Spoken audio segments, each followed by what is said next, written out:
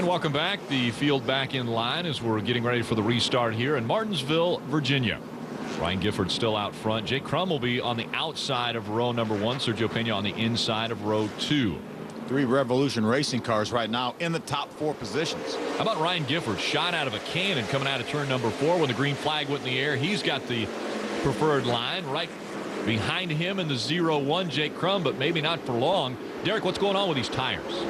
Well, guys, we've been seeing a lot of flat tire issues down there. Some guys came down pit road with right front flats. The 60 of DJ Shaw had a right front flat. The 71 of Eddie McDonald, the 8 of McKenna Bell, the 20 of Brett Moffitt, all had right front flats. I asked some of the crew chiefs, is it because the modifieds were out there before and left debris out on the track? And they said that could be the case, or it could be so hot here today, these tires aren't used to racing on a track like this, and they're melting the beads off the right fronts.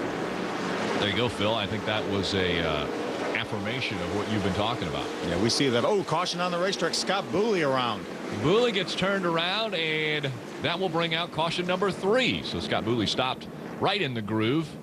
And when you've got a caution, that means we've got a free pass, and that goes to Zach Germain. He will be back on the lead lap when we get ready to go back to green. Ryan Gifford still in front of the pack.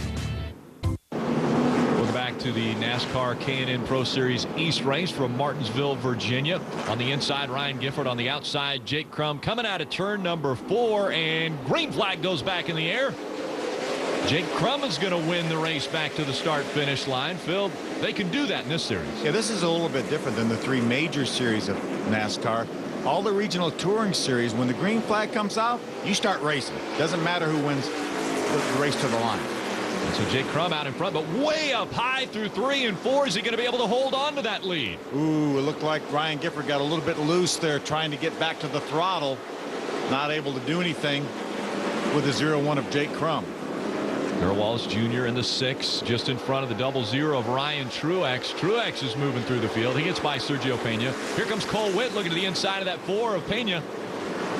Darrell Wallace Jr. got by the 2 of Ryan Gifford to take over the 2nd spot. That 12 car in front right now is a lap down car. That's Beto Montero. And the 0-0 of Ryan Truex now making his way by the 2 of Ryan Gifford. So a little bit slower on the racetrack now is Gifford. Cole Witt able to get by as well. Well, after dominating the early part of this race, obviously Ryan Gifford has some sort of a problem. I don't know if he has a right front tire that's going soft or what, but he's losing a tremendous amount of positions. Matt Kovaluk also making the pass. Here comes Kevin Swindell in the 9. When you get hung out on the outside, it is a very difficult situation. Yeah, but see him, actually looks like he either has a brake issue or maybe something wrong with the engine, because he just doesn't go at the second half of the straightaway. Sergio Pena getting in the back of him as they came out of 4. You see Brett Moffitt making his way by as well. Here comes Ty Dillon in the 3.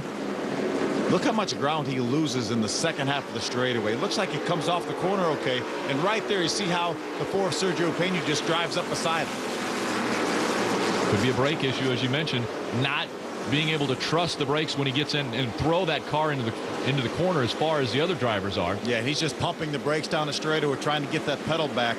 We talk about how much harder this racetrack is on brakes. You can boil the brake fluid very easily.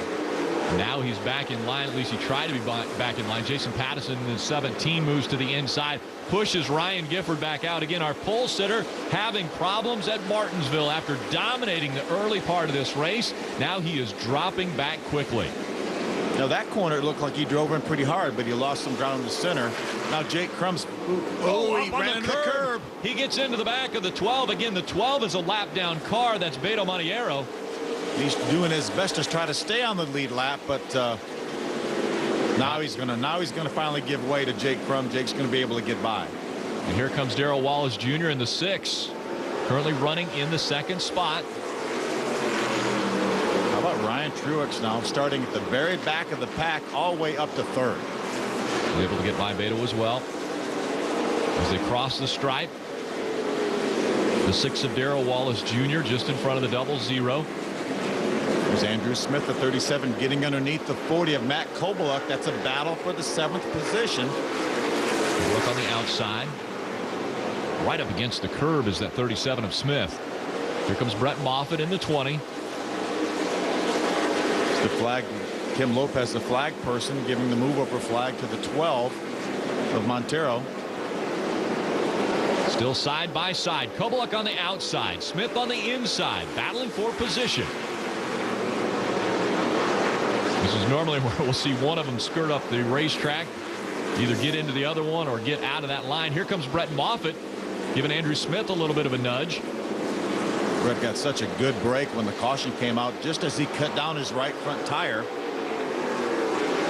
Allowed him to get onto pit road, fix that problem, and get back out, not lose a lap. Looks like Andrew Smith's finally going to clear Matt Kobaluk. He will bring Brett Moffitt with him in the 20. So now Moffitt on the inside, Kobaluk on the outside. There's Ty Dillon, fourth Sergio Pena, right behind Ty. What a terrific run Ty's older brother Austin had at Texas in the Camping World Truck Series. Sat on a pole and finished third for his best career finish. I'll tell you what, sideways is the 40 of Kobaluk. I was going to say, what a great couple weeks for Richard Childress, grandfather of both Ty Dillon and Austin Dillon. Ty's going to be able to make his way by Kobaluk. Here comes Sergio Pena. That is a battle for the 9th position right now. Kobaluk just keeps dropping back. Kobaluk had been up into the top 5, but when you get on that outside line, you get hung out. And now Kobaluk is able to find the curb once again. Ooh, Josh Richards is going to drive up. Oh, and he's going to get turned around. Josh Richards was forcing the issue. He gets spun all the way around. Our 5th caution of the day comes out. And that is obviously a bad thing for Josh Richards, but a good thing for Beto Monteiro. He will get the free pass, and so he will get back on the lead lap. What a difficult situation, though, for Josh Richards. He was really forcing it in there. Let's take another look. There's Matt Kobaluk. He slides up a little bit, not even a full car width, though. Josh Richards gets to the inside. They make contact, and then Josh just tries to get back on the throttle real hard and couldn't quite get the rear end hooked up. Had a little help from Andrew Ranger in the 35 behind him. Give him a little shove to finish that turnaround, but you see him dive right in there. Thought there was an opening, but Kobaluk didn't want there to be. Oh, Josh's right front tire got hooked up with the left rear tire of Matt Kobaluk. That's what turned him around. So problems for Josh Richards means an opening on pit road. Jake Crum, our race leader, comes to pit road. That relinquishes the lead to Darrell Wallace. We'll be back for the restart in just a moment.